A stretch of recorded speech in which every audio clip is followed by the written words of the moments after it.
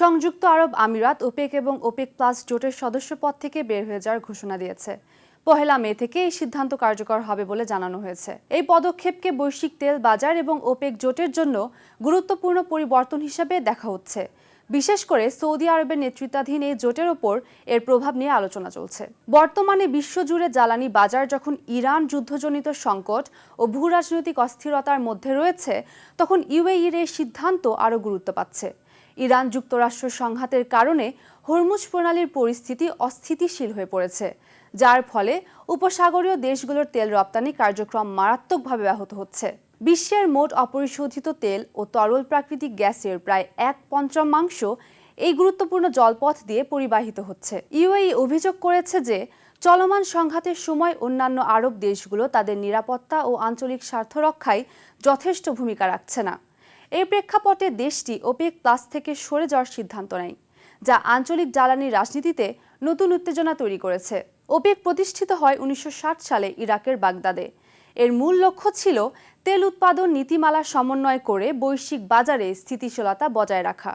বর্তমানে ওপেকের সদস্য দেশ ১২টি, যার মধ্যে রয়েছে Saudi Arab, Iran, Iraq, Kuwait, Venezuela, Algeria, Libya, Nigeria, Gabon, Equatorial Guinea, Congo প্রজাতন্ত্র এবং সংযুক্ত আরব আমিরাত। ইউএই ১৯৬৭ সালে এই সংগঠনে যোগ দিয়েছিল। ২০১৬ সালে ওপেক রাশিয়া সহ আরও কয়েকটি দেশকে নিয়ে ওপেক প্লাস জোট গঠন করে। এই জোটের উদ্দেশ্য ছিল বৈশ্বিক তেল বাজারে সরবরাহ নিয়ন্ত্রণের মাধ্যমে মূল্য স্থিতিশীল রাখা। বর্তমানে Russia, Kazakhstan, Mexico, Oman, Malaysia, Bahrain, Sudan, দক্ষিণ সুদান সহ আরও কয়েকটি দেশ এই জোটের অংশ। আন্তর্জাতিক জ্বালানি সংস্থার তথ্য অনুযায়ী ওপেক প্লাস বিশ্ব তেল ও তেলজাত তরল পণ্যের প্রায় ৫০% উৎপাদন করে। তবে সাম্প্রতিক সংকট ও উৎপাদন সীমাবদ্ধতার কারণে এই অংশীদারিত্বে ওঠানামা দেখা যাচ্ছে। ইউএই ওপেক প্লাসে থাকার সময় প্রতিদিন প্রায় ৩.৩ মিলিয়ন ব্যারেল তেল উৎপাদন করত, যেখানে তাদের সর্বোচ্চ সক্ষমতা ৪.৫ থেকে ৫ মিলিয়ন ব্যারেল পর্যন্ত।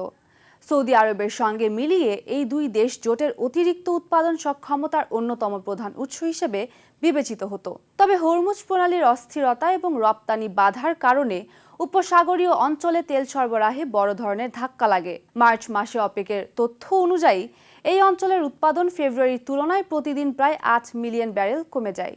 ওপেক দীর্ঘদিন ধরে বৈশ্বিক তেল বাজারের দাম ও সরবরাহ নিয়ন্ত্রণে গুরুত্বপূর্ণ ভূমিকা পালন করে আসছে। তবে সমালোচকদের মতে এই জোট কখনো কখনো বাজারে প্রভাব বিস্তার করে কৃত্রিম মূল্য ওঠানামার কারণ হয়। ১৯৭৩ সালের আরব ইসরায়েল যুদ্ধের সময় ওপেকভুক্ত আরব দেশগুলো যুক্তরাষ্ট্রের বিরুদ্ধে তেল নিষেধাজ্ঞা আরোপ করেছিল, যার ফলে বিশ্বব্যাপী জ্বালানি সংকট ও অর্থনৈতিক মন্দা দেখা দেয়। ২০২৫ সালে ওপেক প্লাস বিশ্ব তেল উৎপাদনের প্রায় অর্ধেক নিয়ন্ত্রণ করলেও সাম্প্রতিক অস্থিরতার কারণে এই হার কমে প্রায় ৪৪% নেমে এসেছে। বিশ্লেষকদের মতে ইউএইর এই সিদ্ধান্ত ভবিষ্যতে ওপেক প্লাস জোটের অভ্যন্তরীণ ভারসাম্য ও বৈশ্বিক জ্বালানি বাজারে নতুন অনিশ্চয়তা তৈরি করতে পারে।